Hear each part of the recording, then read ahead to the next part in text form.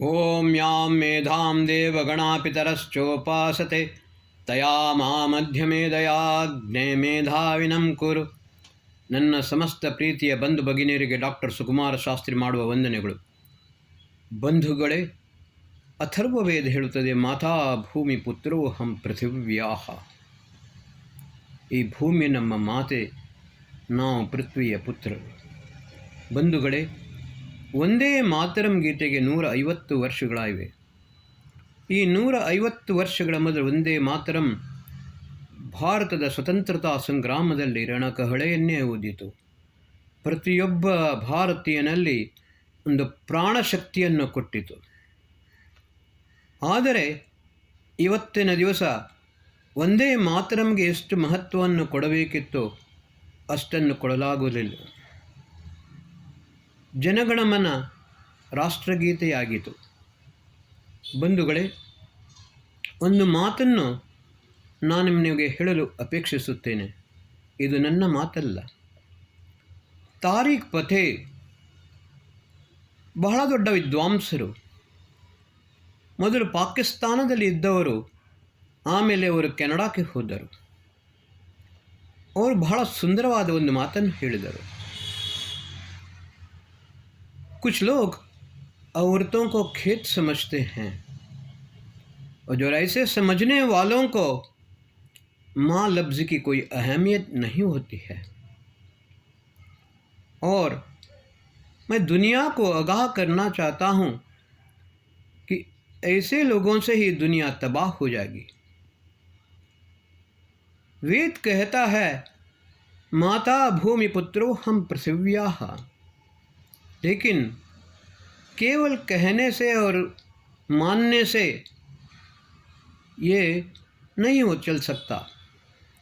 अपना फ़र्ज़ पूरा निभाना ही पड़ेगा.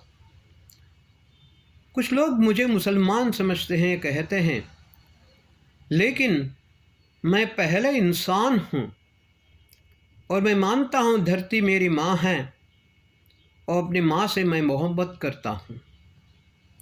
और होना भी चाहिए. हर इंसान को धरती माता से मोहब्बत करनी चाहिए, उसकी रक्षा भी करनी चाहिए. ಬಂಧುಗಳೇ, ಇದರ ಹೆಚ್ಚು ವಿವರಣೆಯನ್ನು ನಾವು ಕೊಡಬೇಕಾಗಿಲ್ಲ. ಒಂದು ಬಹಳವಾದ ಸಂಖ್ಯೆ ತಮ್ಮ ಮತ, ವಿಚಾರಧಾರೆ ಮತ್ತು ಈ ಗುಲಾಮಗಿರಿಯಲ್ಲಿ ಭಾರತವನ್ನು, ಭೂಮಿಯನ್ನು ಮಾತೆಯನ್ನು ಒಪ್ಪಲು ಸಿದ್ಧರಿಲ್ಲ.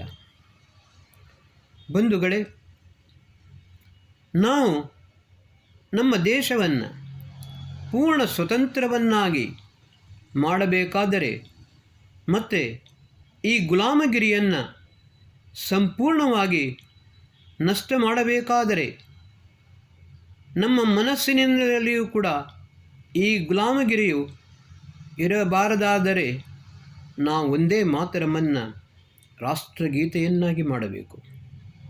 ಬಂಧುಗಳೇ, ಸ್ವಾತಂತ್ರ್ಯವಾಯಿತು. ಆದರೆ ಈ unfortunately Indian dominion prime minister Nehru ಮೆಕಾಲೆಯ ಮಾತನ್ನು ಸತ್ಯವನ್ನಾಗಿ ಮಾಡುವುದಕ್ಕೋಸ್ಕರ ಈ ಜಾರ್ಜ್ ಪಂಚಮ್, 5th ಜಾರ್ಜ್ನ ಸ್ವಾಗತ ಗಾನ ಜನಗಣಮನವನ್ನು ರಾಷ್ಟ್ರಗೀತೆಯನ್ನಾಗಿ ಮಾಡಲು ಬಯಸಿದರು. ಆವಾಗ ವಲ್ಲಭಭಾಯ್ ಪಟೇಲರು ಇದನ್ನು ವಿರೋಧಿಸಿದರು. ಕೇವಲ ವಲ್ಲಭಭಾಯ್ ಪಟೇಲರು ಮಾತ್ರವಲ್ಲ, ಅಂಬೇಡ್ಕರರು ಕೂಡ ಇದನ್ನು ವಿರೋಧಿಸಿದರು. ಕೊನೆಗೆ ಅಂಬೇಡ್ಕರರು ಸಂವಿಧಾನದಲ್ಲಿ ಎರಡನ್ನೂ ಇಟ್ಟರು. ಆದರೆ ತಮ್ಮ ಹಠದಿಂದ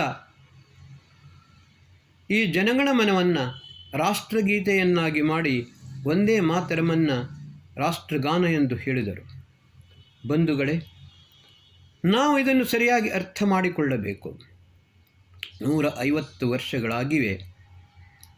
ಯಾರು ಯಾವ ರೀತಿಯಲ್ಲಿ ನಮ್ಮ ಮೇಲೆ ಅಧಿಕಾರವನ್ನು ನಡೆಸುತ್ತಿದ್ದಾರೆ, ನಮ್ಮನ್ನು ಇನ್ನೂ ಕೂಡ ಮಾನಸಿಕವಾಗಿ ಗುಲಾಮರನ್ನಾಗಿ ಮಾಡಲು ಬಯಸುತ್ತಾರೆ. ಒಂದೇ ಮಾತರಂ ಹೇಳಿದರೆ ಅದನ್ನು ಕೂಡ ವಿರೋಧಿಸುವವರು ಇದ್ದಾರೆ. ನಮ್ಮ ರಾಷ್ಟ್ರಧ್ವಜವನ್ನು ಸುಡುವವರು ಇದ್ದಾರೆ. ಬಂಧುಗಳೇ, ನಾವು ಇದನ್ನು ಸರಿಯಾಗಿ ಅರ್ಥ ಮಾಡಿಕೊಳ್ಳಬೇಕು. ತಾರಿಕ್ ಮತೆ ಯಾವ ಮಾತನ್ನು ನಮಗೆ ಹೇಳಿದ್ದಾರೆ ಅದನ್ನು ನಾವು ಸ್ಪಷ್ಟವಾಗಿ ಅರಿತುಕೊಳ್ಳಬೇಕು.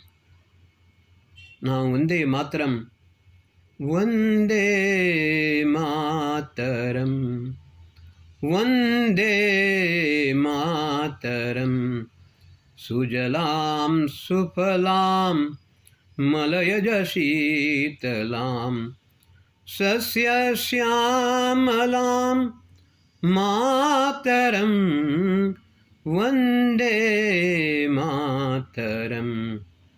ಶುಭ್ರಜ್ಯೋತ್ಸ್ನಾ ಪುಲಕಿತಯಾಮಿನಿ ಪುಲ್ಲಕುಸುಮಿತ ದ್ರುಮದಲಶೋಭಿನಿ ಸುಹಾಸಿನಿ ಸುಮಧುರಭಾಷಿಣಿ ಸುಖದಾಂ ವರದಾಂ ಮಾತರಂ, ವಂದೇ ಮಾತರಂ, ವಂದೇ ಮಾತರಂ. ಇದು ಗೀತೆ ಬಹಳ ದೊಡ್ಡದಾಗಿದೆ, ಆದರೆ ನನಗೆ ಸಂಪೂರ್ಣ ಗೀತೆ ಬರುವುದಿಲ್ಲ. ಬಂಧುಗಳೇ, ನಿಮ್ಮ ಹತ್ತಿರ ನಾನು ಮಾಡುವ ನಿವೇದನೆ ಒಂದೇ. ಅಥರ್ವ ವೇದದ ಮಾತಾ ಭೂಮಿ ಪುತ್ರೋಹಂ ಪೃಥಿವ್ಯಾಹ. ಇದನ್ನು ಸರಿಯಾಗಿ ನಾವು ಅರ್ಥ ಮಾಡಿಕೊಳ್ಳಬೇಕು. ಮಾನವ ಸೃಷ್ಟಿ 197,29,49,126 ವರ್ಷಗಳ ಹಿಂದೆ ಆಯಿತು. ಪ್ರಥಮ ಸೃಷ್ಟಿ ಮೈಥುನಿ ಸೃಷ್ಟಿ ತ್ರಿವಿಸ್ಟಿಪ್ನಲ್ಲಿ ಆಯಿತು. ಭೂಮಿಯ ಒಳಗಿಂದಲೇ ಪೂರ್ಣ ಯೌವನಾವಸ್ಥೆಯಲ್ಲಿ ಸಾವಿರಾರು ಸಂಖ್ಯೆಯಲ್ಲಿ ಸ್ತ್ರೀ ಪುರುಷರು ಬಂದರು. ಬಂಧುಗಳೇ, ಋಷಿಮುನಿಗಳು, ದೇವತೆಗಳು, ವಿದ್ವಾಂಸರು,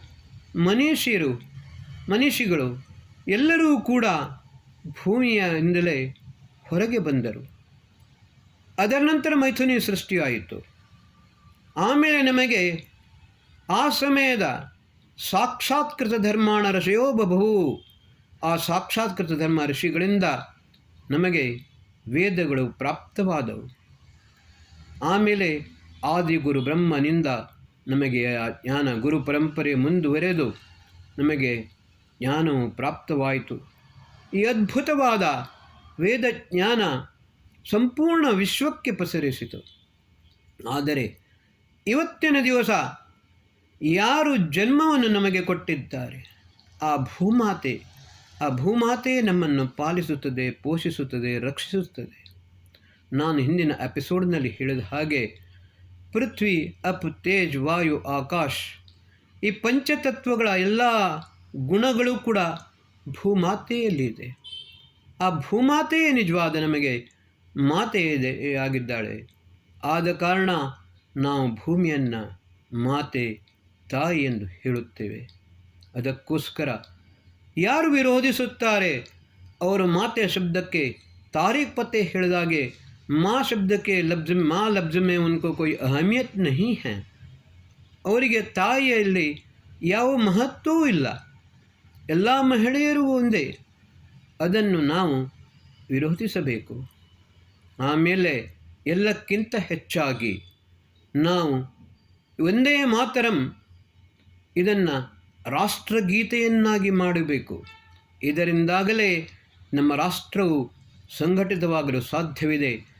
ಮತ್ತು ಮಾನಸಿಕವಾಗಿಯೂ ನಮ್ಮಲ್ಲಿರುವ ಗುಲಾಮಗಿರಿಯು ಸಂಪೂರ್ಣವಾಗಿ ತೊಡಗಲು ಸಾಧ್ಯವಾಗುತ್ತದೆ. ಅದಕ್ಕೋಸ್ಕರ ನಿಮ್ಮಲ್ಲಿ ಎಲ್ಲರಲ್ಲಿಯೂ ನಾನು ಒಂದು ಕಳಕಳಿಯಿಂದ ವಿನಂತಿಯನ್ನು ಮಾಡುತ್ತೇನೆ, ನಿವೇದನೆಯನ್ನು ಮಾಡುತ್ತೇನೆ. ಉತ್ತಿಷ್ಠತ ಜಾಗ್ರತ.